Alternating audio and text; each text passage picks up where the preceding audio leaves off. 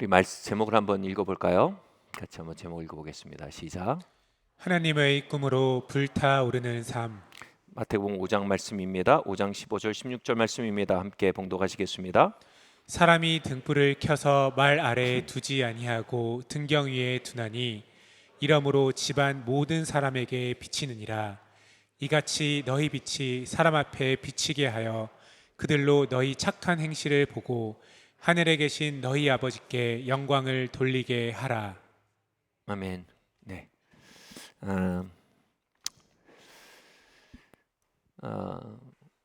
하나님께서는 우리 안에 아주 내밀한 불을 붙여주십니다.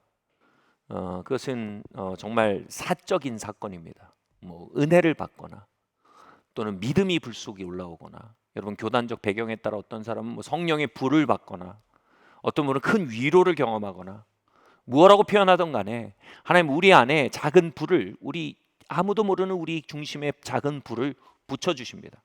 그래서 우리가 성도가 된 것입니다.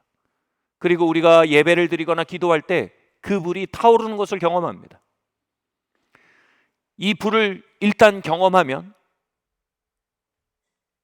그 어떤 것보다 이 불이 소중하고 가치 있다는 것을 우리의 중심으로 알게 됩니다.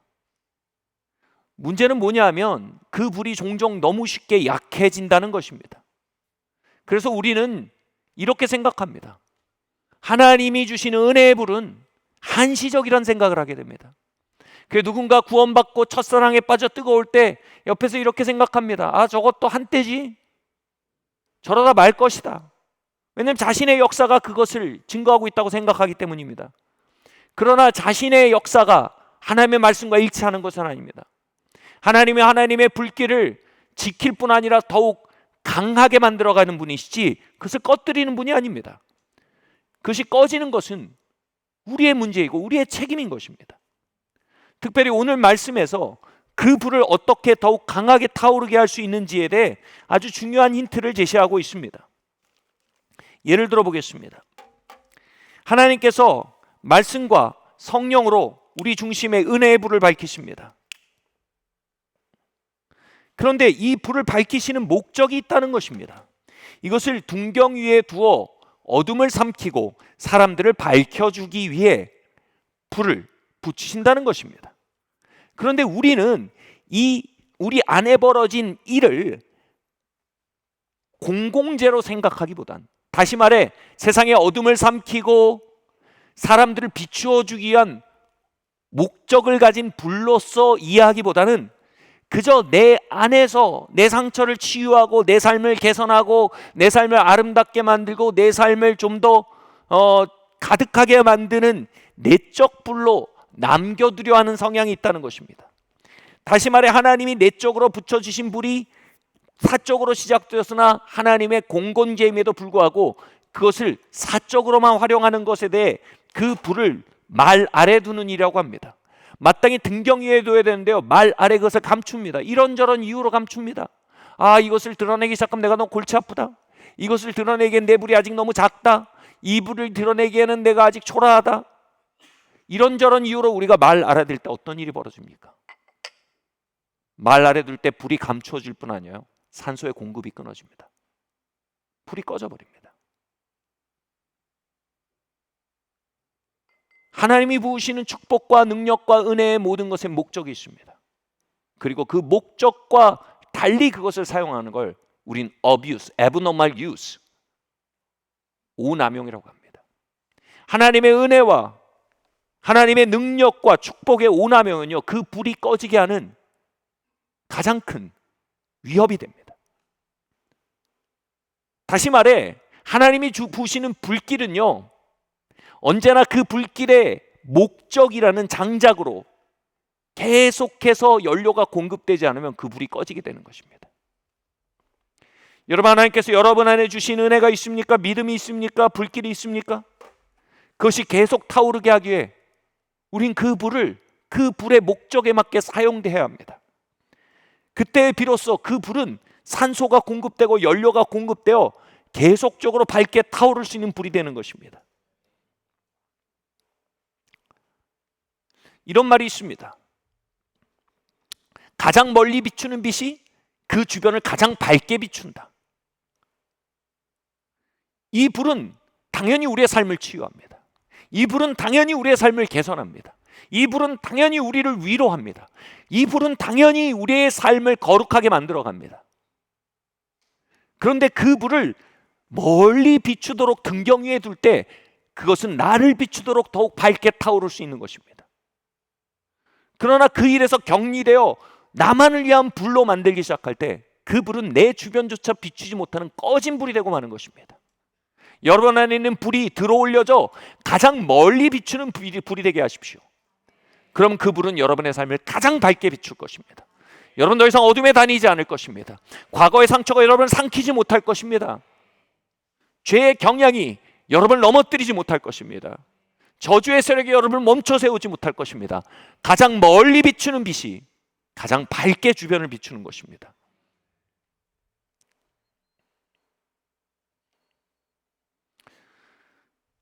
오래전에 성령의 권능을 사모하던 어떤 사람이 있었습니다. 이 사람 개인적으로 알게 되었는데요. 이분에 대한 평판이 과거에 굉장히 겸손하고 하나님 사랑하고 하나님 목말라 하는 사람으로 하나님 의지하는 사람인 평판이 있었는데 제가 만났을 때는 그 평판과 달리 되게 변질된 모습을 보여주고 있었습니다. 그래서 제가 궁금해서 물었습니다. 왜 이런 일들이 있습니까? 물었는데 그분들이 어느 때부턴가 이 사람이 변했다는 겁니다. 이 삶에 무너진 도덕적인 문제들도 있었고 돈의 문제도 있었고 무엇보다 삶에 대해 진리에 대해 매우 냉소적인 심령이 돼 있었습니다.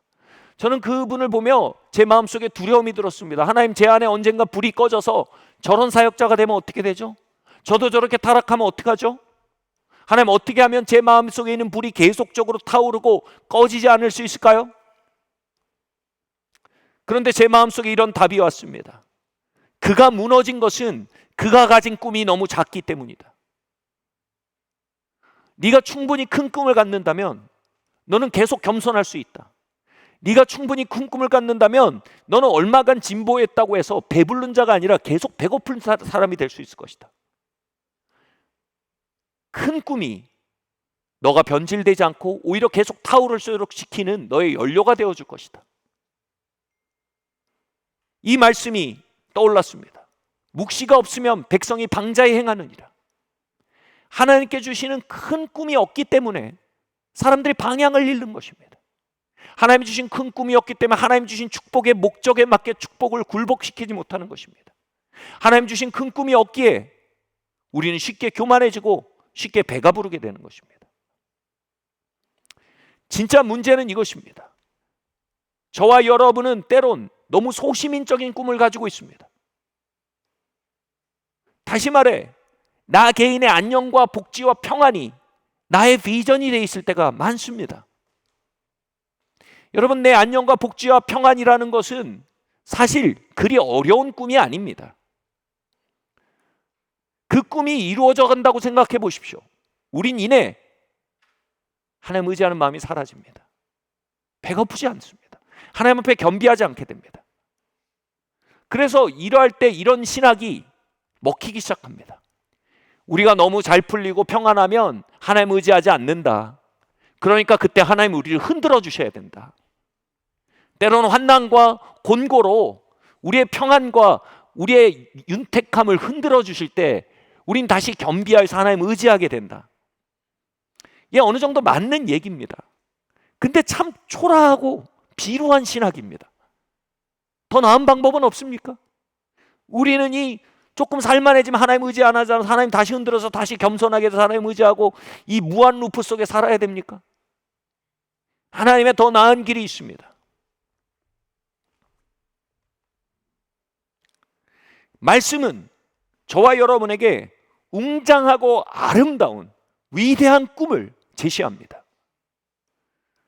그것을 마음으로 믿기 시작할 때 그것은 거의 불가능해 보일 정도로 우리를 압도합니다.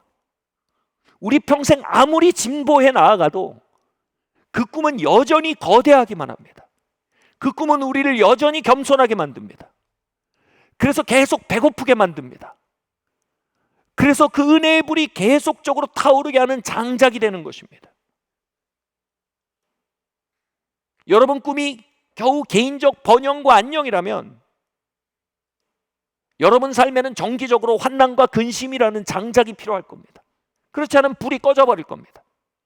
그러면 이제 좀 안녕이 오면 불안한 거예요. 내가 대략 알거든요. 이거 불안하게 평안한데 이게 내가 한번 흔들릴 때가 됐는데, 다시 겸손할 때가 됐는데, 여러분 이 무한 루프에 초라한 신학에서 자유를 얻으시길 바랍니다. 우리에게 필요한 건 환난이 아닙니다. 우리에게 필요한 건 정기적인 곤란함이 아닙니다. 우리에게 필요한 건 충분히 큰 꿈입니다. 아멘. 물론 환난과 공고가 때론 우리에게 오고 필요할 수 있습니다. 그러나 그것이 우리를 겸손케 하고 또 하나님을 의지하게 만들기 위한 그 소비적인 형태로 나타날 필요는 없단 말입니다. 제가 이 시간 말씀 읽어드릴 텐데, 여러분 이 말씀을 믿기 시작하면 여러분에게 더 이상 환난과 공고의 장작이 별로 필요 없는 더 나은 옵션의 삶을 선택하게 될 겁니다. 이사야서 61장 말씀 한번 읽어드리겠습니다. 같이 한번 읽겠습니다. 시작. 무릇 시온에서 슬퍼하는 자에게 화관을 주어 그 대신하며 기쁨의 기름으로 그 슬픔을 대신하며 찬송의 옷으로 그 근심을 대신하시고 그들이 의의 나무 곧 여호와께서 심으신 그 영광을 나타낼 자라 일컬음을 받게 하려 하심이라. 그들은 오래 황폐하였던 곳을 다시 쌓을 것이며 옛부터 무너진 곳을 다시 일으킬 것이며 황폐한 성읍 곧 대대로 무너져 있던 것들을 중수할 것이며. 아멘. 이사야서 61장은요 주의 성도와 교회를 향한 하나님의 꿈이 여과없이 드러나는 장입니다. 이 장이 61장 1절이 이렇게 시작됩니다. 주의 성령이 내게 임하였나니 하면서 쭉 가는 것입니다. 하나님의 은혜와 기름 부음과 성령의 불이 임하면 이런 일이 벌어진다는 것입니다. 제 대신 화관이 주어집니다. 슬픔 대신 기쁨의 기름이 부어집니다. 근심 대신 찬송의 옷을 입기 시작합니다. 아까 자매님의 간증처럼요, 죽음과 절망과 불안에 속박에서 점점 놓여지고 점점 꿈꾸기 시작하고 삶의 자유가 생기고 삶이 밝아지기 시작합니다. 치유가 임하기 시작합니다. 근데 이 말씀에서 이것은 전체 풀 코스에서 에피타이저에 지나지 않는다는 걸 봐야 합니다. 내 삶이 치유됐습니다. 이제 궤도에 오르기 시작합니다. 이제 남편과 아내가 서로 사랑합니다. 이제 아이들의 미래가 보이기 시작합니다. 이제 내 삶에 우울이 사라지고 있습니다. 죄가 끊어지고 있습니다. 이건 뭐라고? 에피타이저입니다. 그 다음 뭐야? 하나님께서 우리를 의의 나무로 이 땅에 심으신다고 합니다. 아멘. 이 땅은 뭡니까? 오래 황폐하였던 곳입니다. 무너진 도성입니다. 그래서 오래 황폐하였던 것을 건설하고, 이 구절이 아주 감동적입니다. 황폐한 도시를 다시 지어올리게 만든답니다. 그 의의 나무를 통해 한 도시를, 한 국가를 회복하시겠다는 것입니다. 이게 메인 코스입니다. 천국은 디저트입니다.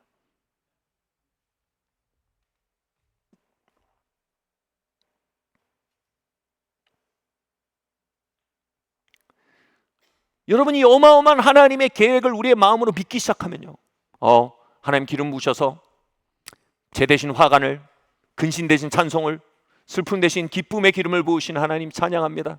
그러나 난 여기서 배부를 수 없습니다. 그러나 이것은 시작에 지나지 않습니다. 그러나 이것은 에피타이저입니다. 에피타이저가 뭡니까? 에피타이트 하는 겁니다. 식욕을 더 돌게 만드는 겁니다. 오, 이거 되네? 기름 부음이 이런 일을 하네? 그러면 하나님의 은혜와 기름 부음이 나를 의의 나무로 사용하실 수 있다는 얘기네. 하나님의 기름 부음이 황폐한 도시를, 국가를 충만케 하실 수 있다는 얘기네. 하나님 더 은혜를 부어주세요. 하나님 더 기름 부어주세요. 하나님 내가 이 땅에 심긴 의의 나무로 일어나기 원합니다. 그것은 더 큰 목마름을 격발시킨다는 것입니다. 할렐루야.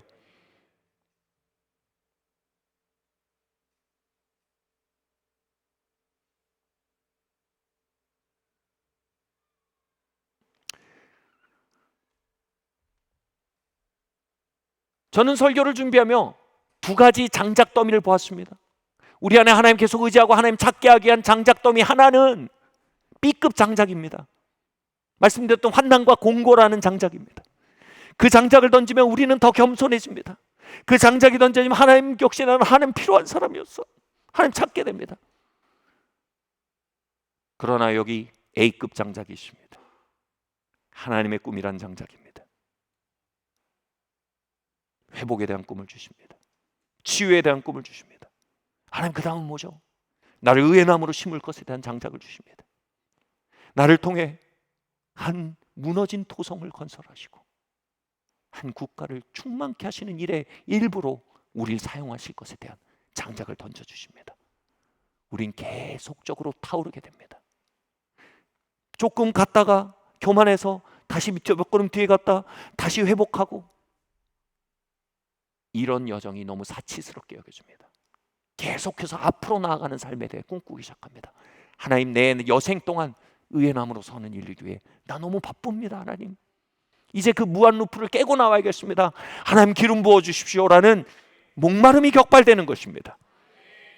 여러분, 새로운 장작을 받으시기를 바랍니다. 여러분은 의의 나무로 불림받았습니다. 하나님, 우리를 통해 무너진 도성을 건설하기 원하십니다. 대한민국에 하나님의 왕국이 임하게 하기를 원하십니다. 우리가 서 있는 땅에 하나님의 왕국이 흘러나가게 하기를 원하십니다.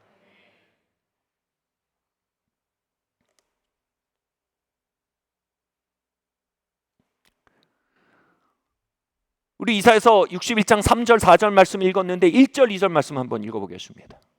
시작. 주 여호와의 영이 내게 내리셨으니 이는 여호와께서 내게 기름을 부으사 가난한 자에게 아름다운 소식을 전하게 하려 하심이라. 나를 보내사 마음이 상한 자를 고치며 포로된 자에게 자유를, 갇힌 자에게 노임을 선포하며 여호와의 은혜의 해와 우리 하나님의 보복의 날을 선포하여 모든 슬픈 자를 위로하되. 아멘. 아니 근데 목사님, 이게 어떻게 가능합니까? 어떻게 나를 통해 무너진 도성, 무너진 도시가 세워질 수 있습니까? 어떻게 우리를 통해 황폐했던 곳에 생명의 역사가 풀어질 수 있겠습니까? 그 시작이 이것입니다. 주의 신이 내게 임하였으니 이는 내게 기름을 부으사라고 되어 있습니다. 저는 지난 리바이벌 미팅 때 영적 기후, 영적 문화에 대해서 말씀드렸습니다. 영적 기후와 문화는 한 사람과 한 영역을 결정짓는 가장 중요한 결정적 영향 요소입니다. 이는 마치 경사로와 같습니다. 죄와 사망과 파괴와 저주의 경사로, 이 문화는요, 이 영적 기후는요, 모든 것을 자연스럽게 저주의 방향으로 흐르게 합니다.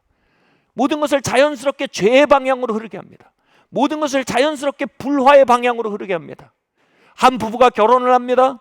그 결혼을 볼 때 모든 사람이 눈물을 흘리며 축하합니다. 신랑 신부가 거물머리 팔 뿌릴 때까지 그 마음이 변하지 않겠다고 말하며 서러웁니다. 반지를 끼워줍니다. 근데 그 순간 아무도 말하지 않지만 모두가 생각합니다. 저 결혼이, 저 커플이 이제 경사론에서 구르기 시작하는구나. 저 커플의 경사론은 가능한 한 덜 가팔았으면 좋겠다.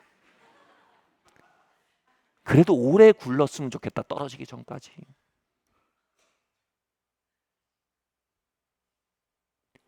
귀여운 아이가 태어납니다. 너무나 사랑스럽습니다. 이 아이를 보며 막 돌잡이를 할 때 이가 판사가 되겠구나, 검사가 되겠구나, 이가 목사가 되겠구나, 와 합니다. 돌잡이 때 막 박수를 칩니다. 근데 박수를 치는 마음속 어딘가 그늘이 있습니다. 저 아이가 경사로 위에 태어났구나. 저 아이는 죄를 배울 것이다. 저 아이는 당장의 쾌락에 사로잡혀 미래를 태우는, 불태우는 그 문화의 경사로를 구르기 시작할 것이다.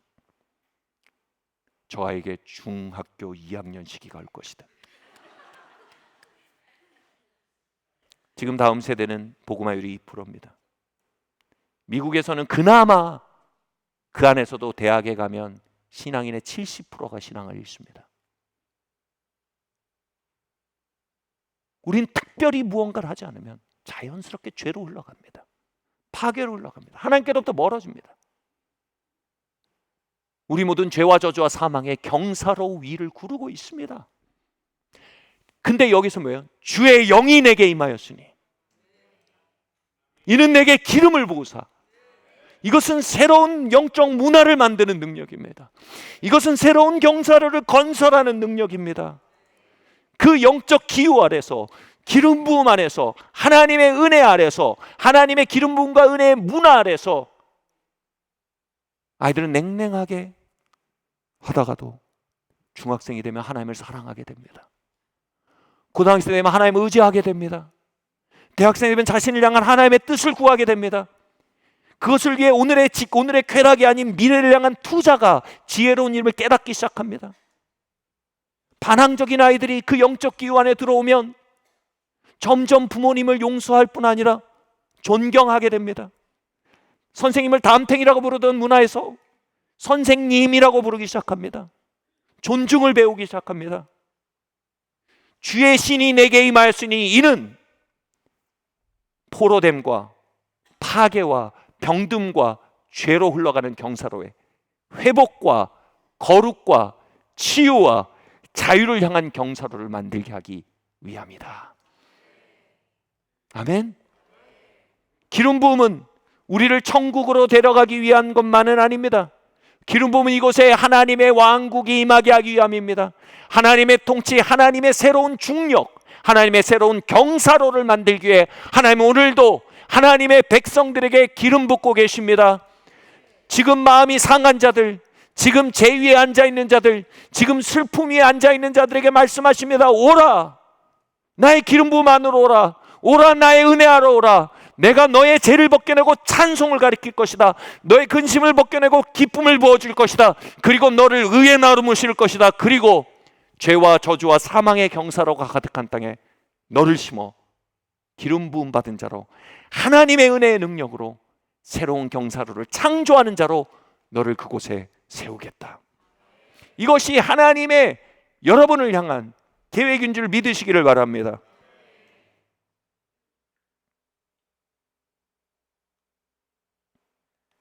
문제는 이것을 정말 믿는 게 쉽지 않다는 것입니다. 저는 20대 중후반에 한 작은 기도 모임에서 한 신앙 공동체에서 청년들을 섬기고 있었습니다. 죄에 눌리고 저주에 눌리고 세상에 밟히고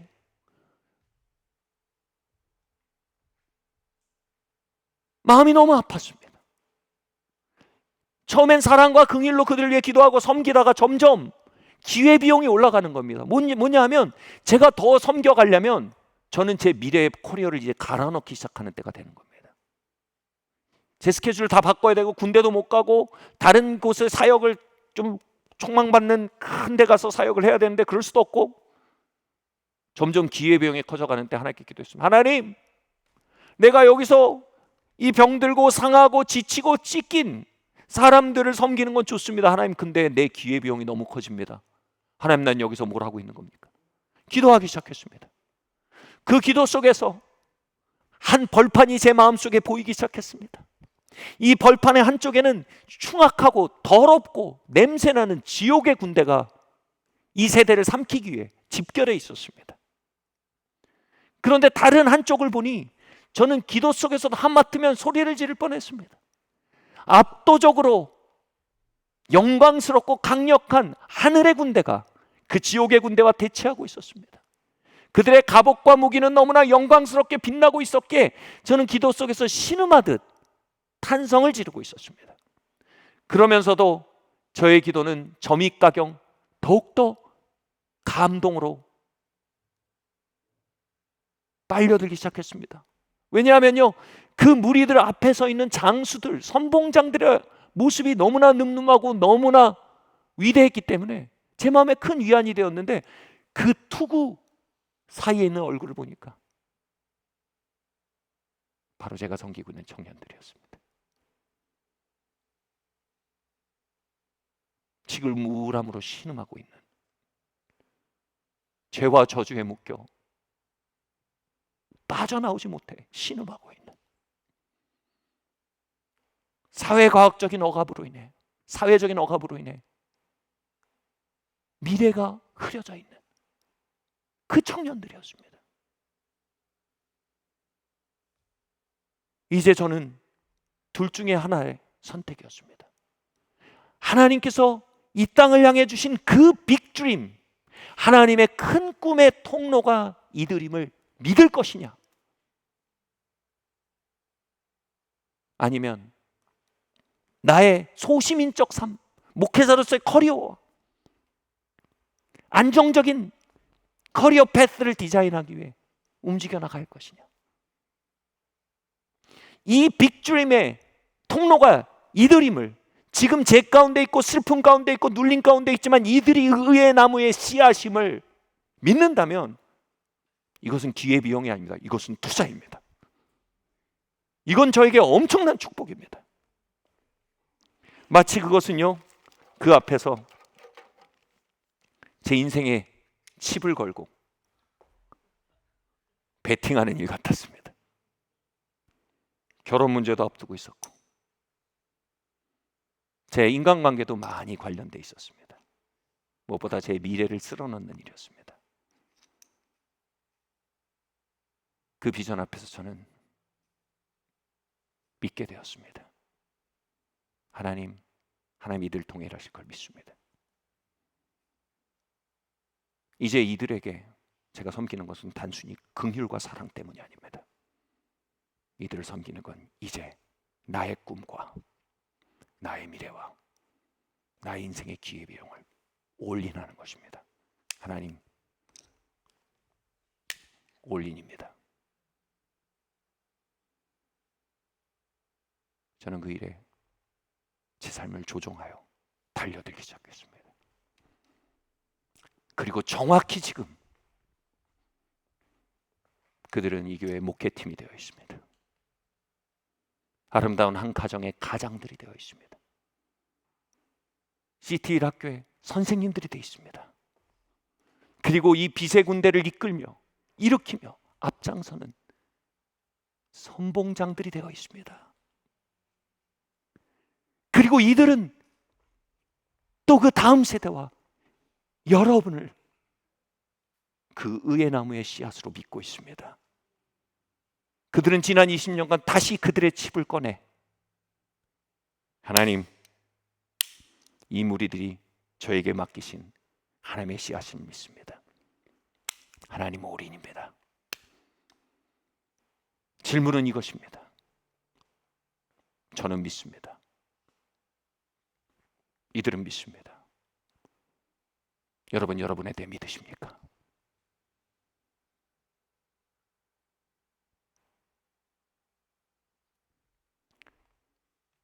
지난 시간에 poor vision은 poor provision을 가져온다고 말씀드렸습니다. 비전이란 말은요, provision은 비전을 향하여, 비전을 위하여라는 뜻이 되는데 그것이 현대 용례로 보급, 공급이란 뜻이 됩니다. 하나님의 공급은 비전에 따라오는 것입니다. 여러분, 하나님의 divine, big, great, 위대하고 신성하고 아름다운 비전을 끌어안으실 때 그 비전은 하나님의 프로비전, 하나님의 은혜와 기름 부음이 오늘 부어지는 파이프라인이 되어 우리의 오늘의 능력을 붓기 시작합니다. 아멘. 내가 지금 잿더미에 앉아있던, 내가 지금 갇혀있던, 내가 지금 진흙탕에 앉아있던, 중요한 건 내 삶의 파이프라인이 닿아 있느냐입니다. 내 마음의 비전이 바르냐입니다.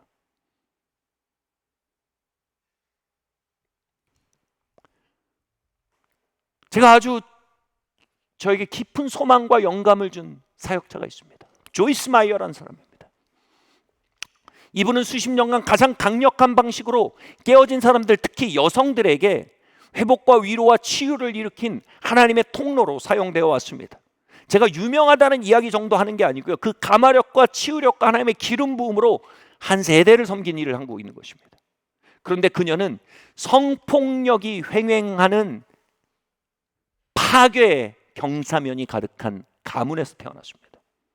그녀는 자라면서 최소 200번이 넘도록 성폭행을 가정에서 경험했습니다. 그 과정 속에 그녀가 거듭나게 됐는데요.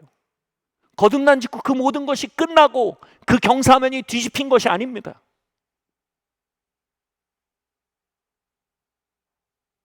거듭나고 그녀는 새로운 파이프라인을 가지게 됐습니다.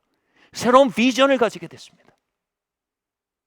밤에 혼자 침대에 누워서 이불을 덮고 천장을 올려다볼 때 거듭난 후에 그녀의 입에서는 새로운 언어가 나오기 시작했습니다. 나는 하나님 위해 놀라운 일을 하게 될 거야. 하나님 나를 통해 위대한 일을 이루실 거야. 언제 어떤 방식인지 알 수 없지만 나는 내 영혼으로 알아. 하나님은 나를 통해 놀라운 일을 이 세대 가운데 하실 거야. 그녀는 바른 비전을 갖게 된 것입니다. 그리고 그 진흙탕 같은 잿더미 같은 곳에 그 비전은 프로비전의 파이프가 되어 하나님의 은혜와 기름을 그녀에게 쏟아붓고 있었던 것입니다.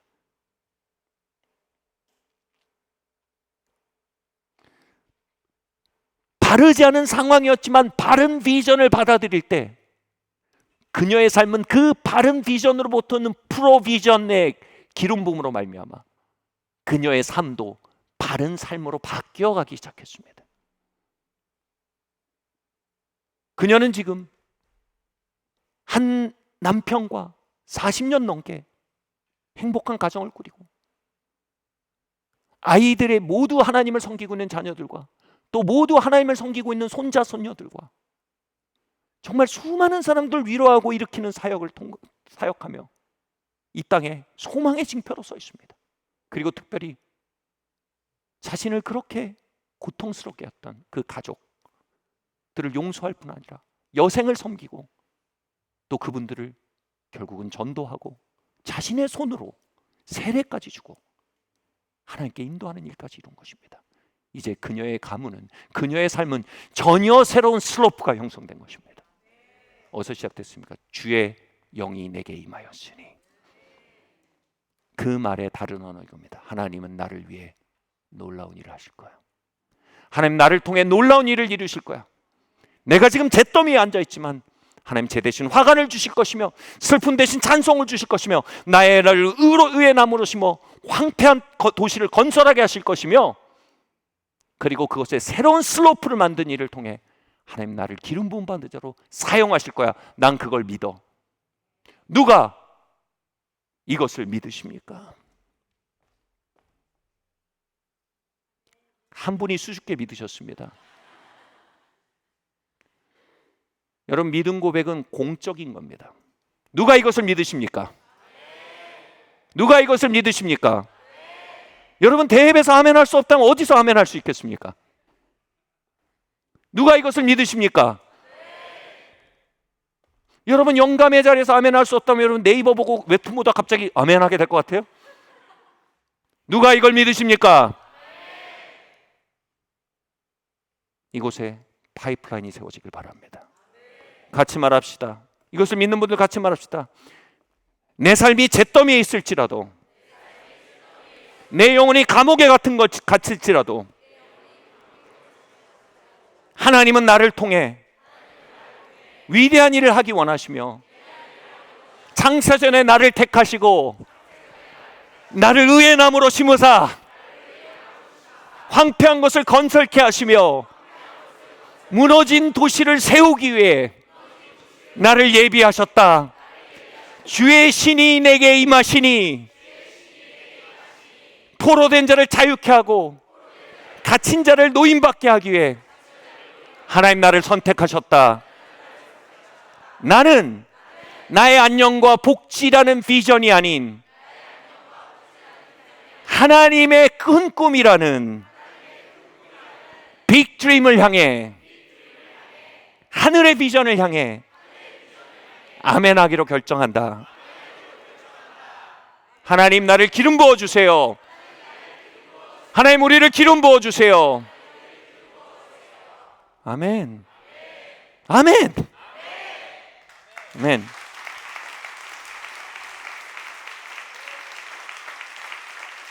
아멘. 디모데전서 4장 4절 5절 말씀 함께 읽겠습니다. 시작. 하나님께서 지으신 모든 것이 선함에 감사함으로 받으면 버릴 것이 없나니 하나님의 말씀과 기도로 거룩하여 짐이라. 아멘. 제가 앞으로 3분 동안 약간 성경 공부를 할 겁니다. 이때 포기하신 분들이 간혹 생겨서 여러분 이해하실 수 있습니다. 여러분 그리스도의 지성을 가진 분들입니다. 구약에서는 성막 안에 하나님의 임재를 섬기는 집기들의 기름을 부어서 하나님의 임재를 섬기는 예배 도구로 사용했습니다. 그리고 하나님의 임재가 있는 그곳을 거룩한 곳, Holy of Holies, 지성소라고 부르고 그 밖의 세계는 속된 곳으로 보아 여기에 커튼, 회막을 쳤습니다. 성과 속을 나누고 하나님의 임재는 거기에 있었으며 기름 부음은 오직 그 안에서 하나님을 섬겼습니다. 그런데 예수 그리스도께서 그 육체를 휘장이라고 말씀하시고 십자가에서 그 육체를 찢으실 때 실제로 성전에 있었던 휘장이 위로부터 아래까지 찢어지는 놀라운 일이 있었습니다. 이 일은 뭐냐면 하나님의 임재가 이제 지성소에 갇혀 있지 않고 만물 안으로 쏟아져 들어오도록 문을 여신 것입니다. 하나님의 기름 부음이 성전 집기에 있는 몇 가지 물건에만 임하는 것이 아니라 만물 안으로 하나님의 은혜와 하나님의 기름 부음이 쏟아 부어져서가 그 모든 것이 이제 만물 안에 있는 하나님의 임재를 섬기는 도구가 될 수 있도록 이 기름 부음이 지성소로부터 터져 나왔다는 얘기가 되는 겁니다. 바울은 그것을 주창하고 있는 것이 선언하고 있는 것입니다. 지은 모든 것이 선함에 감사함으로 받으면 모든 것이 선함에 감사함으로 받으면 버릴 것이 없네. 감사하다는 건 뭐냐면 그것이 어디로부터 왔는지를 인식해야 된다는 것입니다. 그리고 뭐예요? 기도와 말씀으로 거룩하게 하라는 겁니다. 이건 하나님께로부터 온 것이니 하나님의 목적을 위한 도구로서 거룩하게 만들어라, 구별해라. 기도와 말씀이란 영적인 전쟁을 통해서, 영적인 과정을 통해서 그것을 하나님의 통치 안에 있는 물건으로 바꿔서 하나님의 영광을 드러내는 원래 목적에 맞게 사용하도록 해라 라고 얘기하고 있는 것입니다. 예를 들겠습니다. 여러분, 성은 하나님이 만드셨습니까? 그런데 그 성을 정욕의 영이 장악하고 뒤틀어서 하나님의 영광을 가리는 데 사용하고 있습니까? 그리고 그 성이라는 영역에 이제는 하나님의 영광과 부부의 친밀함과 가족이 든실이 세워져 나가는 것과 또 그 친밀함의 삶을 통해 하나님과의 깊은 연합을 경험하고 그리고 그 친밀함과 그 건전한 관계를 통해 전체 사회의 가장 중요한 핵심 요소가 되게 만드는 그 하나님의 영광을 발현하는 일을 위해 성이 사용되지 못하고 다른 방향을 위해 기울기가 경사면이 형성되게 한 것이 바로 정욕의 영이 한 일입니다. 그럼 우리가 할 일은 뭡니까? 성을 하나님께로부터 하고 선언하는 겁니다. 그리고 거기를 기름 부어야 합니다. 다시 말해 성 안에 하나님의 영광을 드러내는 원래 의도에 맞게 재창조될 수 있도록 하나님의 영적 기후, 거룩한 문화를 그 위에 선포하고 만들어야 한다는 것입니다. 새로운 경사면을 만드는 일을 위해 하나님이 주시는 게 뭐라고요? 기름 부음이랍니다. 하나님 모든 부부들을 기름 부어 주시길 원합니다. 하나님 모든 교제하는 형제 자매들 위해 기름 부어 주십시오. 그것이 하나님의 목적을 향해 구별되게 하시고 정욕의 문화가 아닌 하나님의 문화의 기회가 되게 해 주십시오. 그래서 우리가 하나님의 문화를 재양산하는 증폭기가 되지 세상의 문화, 정욕의 문화를 재양산하는 증폭기가 되길 그치는 것입니다. 그렇게 함으로 우린 성을 하나님을 섬기는 도구로 구속할 수 있는 겁니다. 요한계시록에 말합니다. 만물이 주께로부터 나와 주께로 돌아갑니다. 모든 것은 주님이 지으셨고 그 모든 것은 주님의 영광을 위해 사용될 목적을 가지고 있습니다. 그러나 마귀는, 세상의 영은 그 안에 죄와 사망의 경사면을 마련해 그것을 향해 나아가기 어렵게 만들어 놓은 것입니다. 기름 부음 받은 자들이 필요합니다. 이 멍에를 깨뜨릴 자들이 필요합니다. 그게 뭡니까? 그게 의의 나무입니다.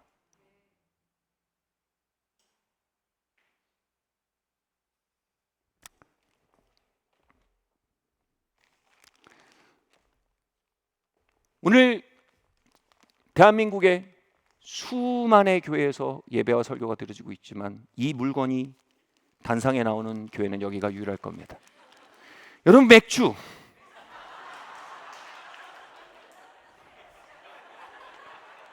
여기 있습니다.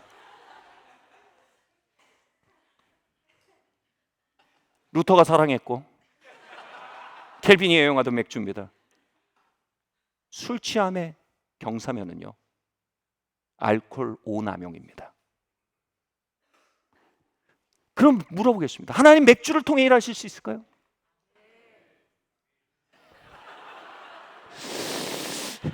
이 아멘이 불안한 면도 있습니다. 예. 우리 선교사님들이요, 한국의 음주 문화 안에 있는 파괴적인 슬로프를 본 겁니다. 그래서 한국 교회는요, 이것을 완전히 차단하는 문화를 가지고 있습니다. 전 그것에 대해 존중합니다. 그 어느 정도 지켜질 필요도 있다고 생각합니다. 그러나 오늘 얘기의 컨텍스트는 아일랜드 얘기입니다. 하나님 맥주를 통해 일하실 수 있을까요? 1700년대 중반, 아일랜드는 상하수도 구분이 없었습니다. 그래서 모든 하수가 상수에 들어가고 결국 모든 물은 오염되어서 먹는 사람이 병들고 죽었습니다. 이 물을 당시로서 정화할 수 있는 유일한 방법은 발효를 시키는 것뿐이었습니다. 그래서 이 아일랜드 사람들이 물을 발효시켜서 먹기 위해 위스키와 진을 음료수로 먹기 시작했습니다. 위스키와 진이 대체로 40도가 넘어갑니다. 술을 물처럼 먹는단 말의 원조입니다, 그 사람들이. 결국은 이 진과 위스키를 물처럼 먹으면서 어마어마한 문제들이 생깁니다. 알코올 중독자들이 어마어마하게 생겨났고, 그리고 죄가 양산됐고요, 질병이 많아지고 가정이 파괴되고요, 사회 범죄가 많아지고 너무나 안 좋았습니다. 음료라는 영역이 지금 중독과 파괴라는 경사면으로 기울어져 있는 상태였습니다. 여기에서 기네스라는 청년이 기도하고 있었습니다.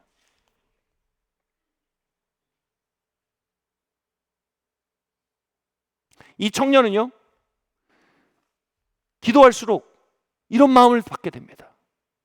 만약 발효를 시키되 영양분을 왕창 집어넣고, 발효를 시키되 거품을 왕창 집어넣고 알코올을 최소화시킬 수 있다면 배가 불러서 취할 수 없을 것이다. 그리고 그 안에 건강 성분을 많이 넣으면 이것을 통해 사람들의 건강이 증진될 수 있을 것이다. 그의 마음에 이런 생각이 듭니다. 이건 하나님이 주신 아이디어다. 이 경건한 청년은요, 그래서 스타우트라는 맥주를 만듭니다. 알아듣는 분들, 오늘의 흑맥주입니다. 이 스타우트란 맥주를 만들어서요, 공급하는데요, 이로 인해서 수많은 가정들이 치유됩니다. 심지어는 이 맥주가 얼마나 미네랄과 영양분이 풍성했는지 병원에서 회복하는 사람들에게 스타우트가 제공됩니다. 이를 통해서요, 수도원들과 복음주의 교회들이 맥주를 만들기 시작했습니다. 사회를 치료할 수 있는 길로 이해한 것입니다. 물론 우리와는 다른 컨텍스트입니다. 그리고 너무나 이 속에서 이 기네스가 굉장히 큰 영향력을 얻게 됩니다. 근데 이 기네스가 어느 날 웨슬리와 조지 휘필드의 부흥회에 참석하게 됩니다. 근데 이 웨슬리와 조지 휘필드와 이 요한 웨슬레와 찰스 웨슬레 네. 이 모여서 하는 집회에서 기름 부은 가운데 하나님의 은혜 가운데 큰 감명을 받습니다. 부와 성공이라는 것은 자기애로 흐르는 경사면을 가지고 있습니다. 부와 성공이라는 건 교만으로 흐르는 경사면을 가지고 있습니다. 부와 성공은 타락으로 흐르는 경사면을 가지고 있습니다. 그런데 그 은혜의 집회에서 그는 부와 성공이라는 것이 하나님이 주신 축복이며 이것은 하나님의 목적을 섬기기 위한 도구에 지나지 않음을 알게 되었습니다. 다시 말해 하나님의 빅드림 안에서 부와 성공을 이해하게 되었습니다. 요한 웨슬레의 슬로건이 있습니다. 최대한 많이 벌어라. 아멘. 최대한 많이 저축해라. 그리고 이 마지막입니다. 최대한 많이 드려라. 이 세 가지 슬로건에 그의 마음이 완전히 감복됩니다. 그리고 그는 자신에게 있는 재정적, 사회적 영향력을 하나님의 목적에 복속시킵니다. 그는 맥주를 통해 아일랜드를 건강케 하는 일뿐 아니라 이 일을 통해 아일랜드를 개혁하기로 마음먹습니다. 그는 아일랜드 최초로 주일학교를 시작합니다. 주일학교 시스템을 만들고요. 다음 세대를 양육합니다. 병원을 세웁니다. 선교와 복음 전파를 후원합니다. 그리고 그의 직원에 대해서 그는 이렇게 봅니다.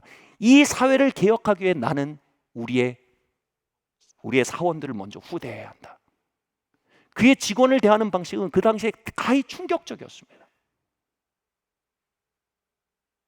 그리고 그의 이 영적 유산은요, 그의 자손으로 계속 이어집니다.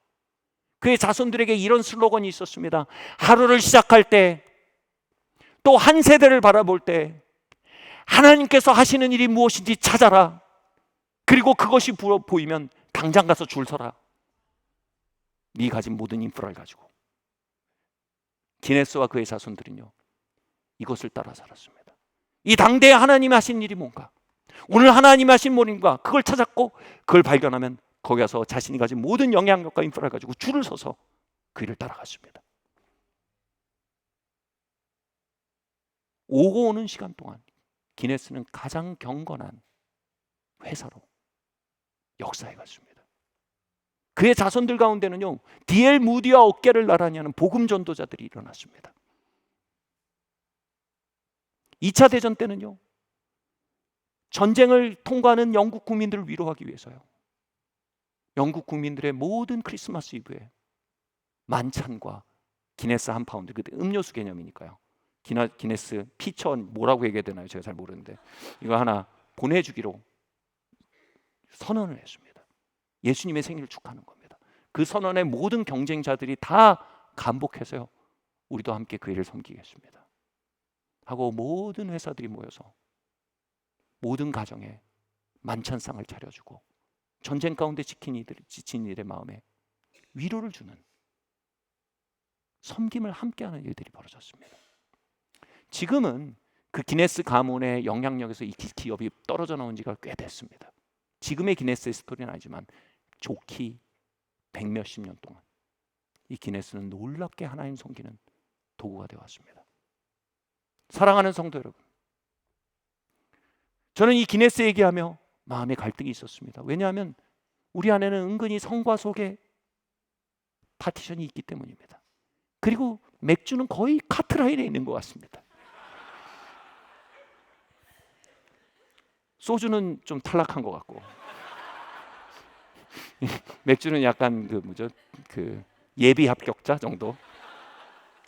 제가 말하는 겁니다. 여러분, 하나님이 맥주를 통해 일하셨다면요, 하나님이 기네스의 손에 있는 맥주를 사용하셨다면요, 하나님이 기네스의 손에 있는 맥주에 기름 부으셨다면요, 여러분 손에 있는 교사직에 얼마나 기름 붓기 원하시겠습니까? 여러분의 자녀들을 향해 가지고 있는 양육권에 얼마나 기름 붓기 원하시겠습니까? 여러분의 사무실에 얼마나 기름 붓기 원하시겠습니까? 여러분의 영향력에 얼마나 기름 붓기 원하시겠습니까? 여러분이 가지고 있는 여러분의 팔로워들에 대한 목소리에 얼마나 기름 붓기 원하시겠습니까? 죄와 사망과 하나님으로부터 멀어지고 생명으로부터 멀어지는 이 영적 기후, 새로운 영적 기후를 만드는 의의 나무로 하나님 얼마나 여러분을 기름 붓기 원하시겠습니까? 질문은 이것입니다. 여러분 그걸 원하십니까? 다시 묻겠습니다. 여러분 그걸 원하십니까? 여러분 그걸 원하십니까? 여러분 그걸 원하십니까?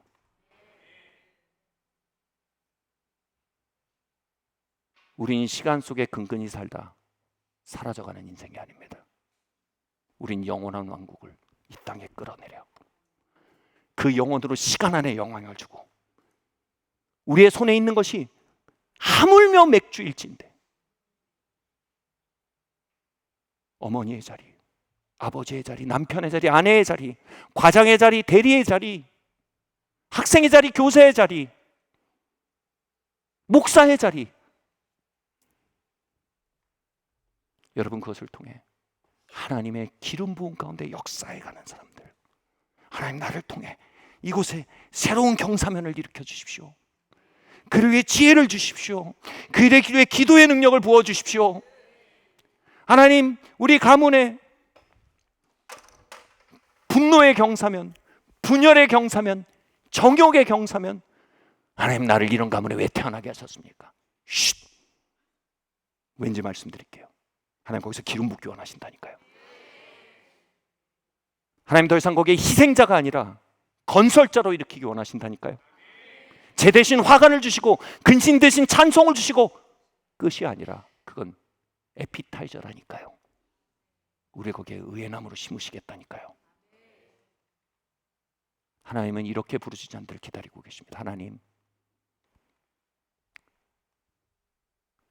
내 손에 있는 것들에 기름 부어 주십시오. 내 하는 일에 기름 부어 주십시오. 하나님 그래서 잘 풀리고 잘 나가서 잘 먹고 잘 살고 이거는 하나님의 마음의 감동이 아니라랍니다. 이 포인트를 기억하세요. 하나님의 통치가 이곳에 임하게 해주십시오. 하나님 기름 부어 주십시오. 주님 이 죄와 사망의 경사면에 하늘의 경사면을 일으킬 수 있도록 하나님 내게 기름 부어 주세요. 하나님 새로운 문화를 일으켜 주십시오. 하나님 나의 시간들이 헛되지 아니하도록 내게 주신 은혜와 내게 주신 기름 부음들이 헛되지 아니하도록 하나님 배가시켜 주십시오.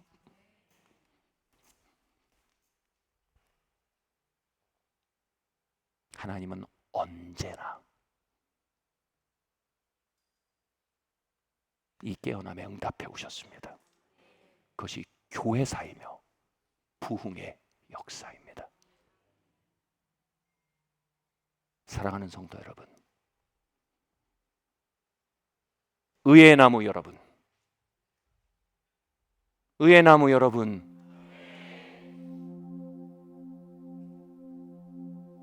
우리 함께 기도합시다.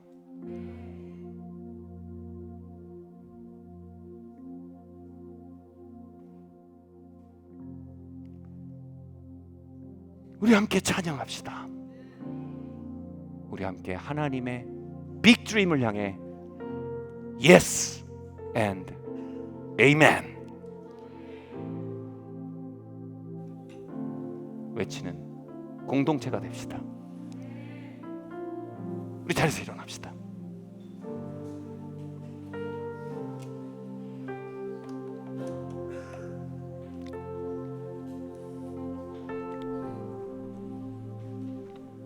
지금 이 시간 여러분에게 저는 한 가지를 말씀드릴 수 있습니다. 인생의 기회비용 모든 거 다 때려넣자 너무 무겁죠? 이거 하나 말할게요. 이 시간 여러분 안에 있는 믿음을, 그 큰 꿈에 하나님 그걸 향해 날 부르셨습니다고 인하십시오. 여러분 목소리 얼만큼 주셨습니까? 하나님 찬양의 선포를 통해 일해 오셨습니다. 여러분 목소리를 인하십시오. 지금 이후 10분의 시간을 하나님께 완전히 드리십시오. 하나님 이 꿈에 이 시간 나의 목소리와 나의 중심과 나의 10분을 올인합니다. 하나님 우리를 기름 부어 주시옵소서. 하나님의 나라가 하늘에서 이 땅에 임하게 하여 주시옵소서. 아멘.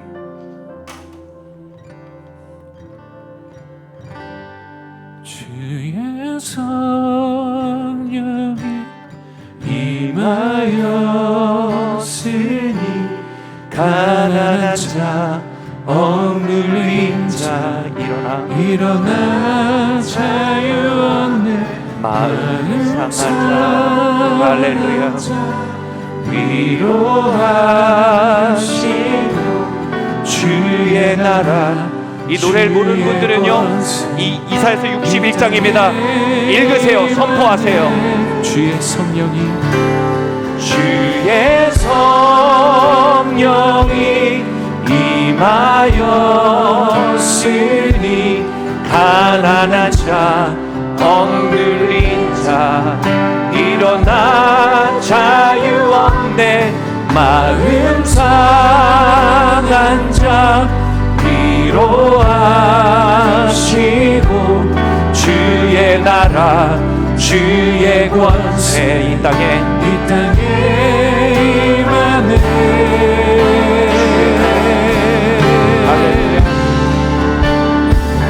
주의 나라 주님의 뜻 하늘에 이루어진 같이 주의 영광 주님의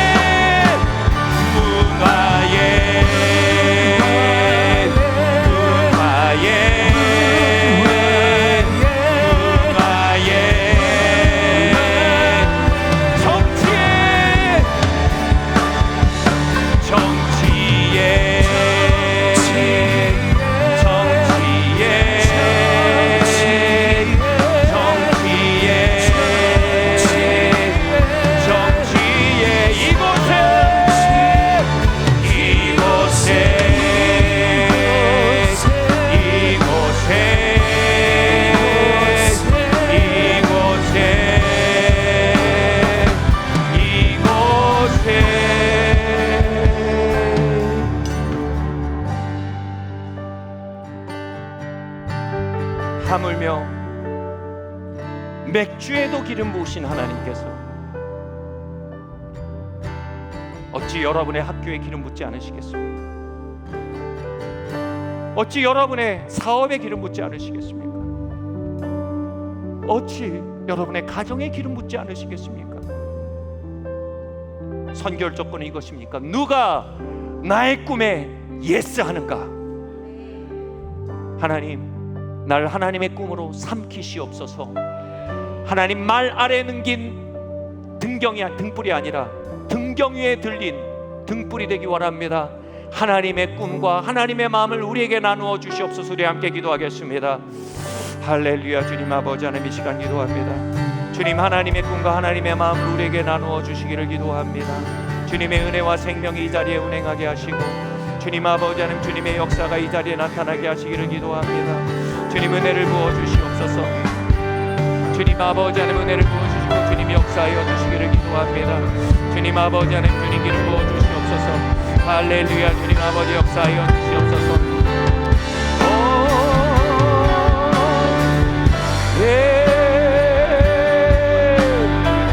하나님 기름 부으세요. 은혜 위에 은혜를 더하여 주세요. 이 시간 구하세요. 하나님이 기름 부어주세요. 기도하세요. 그럼 두 손을 기도하세요. 하나님 들고 기도하세요. 하나님, 의의 나무로 나의 삶을 드립니다. 하나님 내게 기름 부어주세요. 내가 나아가는 땅 위에 기름 부어주세요. 우리 하나님 기름 부어주시도록 함께 기도합시다. 하나님, 예술과 경제와 기술과 교육과 가정과 종교 위에 교회 위에 하나님 성령의 기름을 부어 주시옵소서. 적은 무리여 두려워 말라. 하나님께서 너희에게 하나님의 나라를 맡기기를 기뻐하십니다. 하나님, 이들에게 하나님의 통치를 나누어 주세요. 오, 하나님의 통치를 나누어 주세요. 오, 주님 부어 주세요.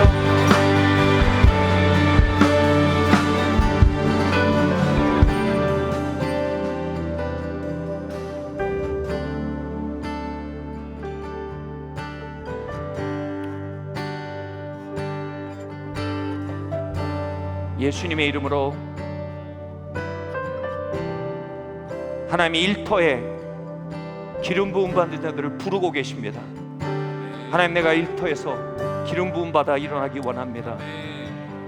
하나님께 손을 들어 표하세요. 믿음은 공적인 고백입니다. 하나님, 내가 가정에 기름 부어서 기름 부음 받아 일어나기 원합니다. 두 손을 드세요. 내가 교육 안에서 기름 부어 받아 일어나기 원합니다. 두 손을 드세요. 내가 정치 안에 기름 부음 받아 일어나기 원합니다. 이것은 어떤 위치나 어떤 직임을 구하는 것이 아닙니다. 이것은 하나님의 거룩한 영향력을 구하는 것입니다. 하나님, 나를 문화와 예술 안에 기름 부어 주시길 원합니다. 하나님, 이 무리들을 주님의 손에 올려드립니다. 겨자씨 같이 이 땅에 심기운 이들의 삶을 통해 하나님의 통치가 이 땅에 자라나가게 하시고, 대한민국이 주를 따르는 양의 나라가 되도록 하나님 이들을 축복하여 주시옵소서. 더 많은 이들을 내세의 천국으로 데려갈 뿐 아니라 더 많은 하나님의 통치를 현세 안으로 가져오는 일을 위해 주님 이들을 축복하고 기름 부어 주시기를 기도합니다. 우리의 다음 세대를 축복합니다. 그들을 거룩한 경사면 위에 자라나갈 수 있는 기회들을 열어주시기를 기도합니다. 시간이 갈수록 하나님을 사랑하게 하시고, 시간이 갈수록 하나님의 부르심을 깨닫게 하시고, 시간이 갈수록 하나님의 큰 꿈에 동화되어가는 다음 세가 될 수 있도록 주님 이들을 축복합니다. 주님, 이곳의 부부들을 축복합니다. 경건한 하늘 문화가, 부부의 문화가 이들을 통해 세워지게 하시고, 아름다운 성의 문화가 이들을 통해 이 땅에 세워지게 하여 주시옵소서.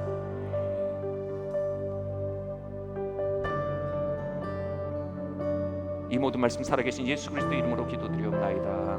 아멘.